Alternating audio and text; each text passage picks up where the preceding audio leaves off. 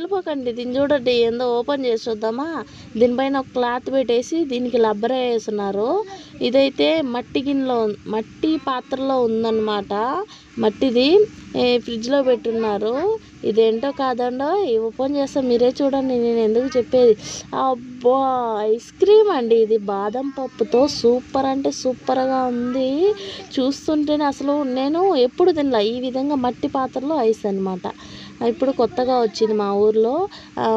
ఒక స్పూన్ తిన్నానో లేదో, నోట్లో పెడితే అబ్బా, మా పాప తెచ్చుకునేది, నేనే చేశాను అనమాట.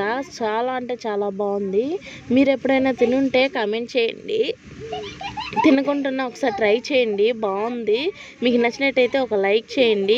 ఇంకా దీని కాస్ట్ వచ్చేసి 30 రూపాయలు. మీ ఊర్లో ఎంత ఉంటుందో కమెంట్ చేయండి.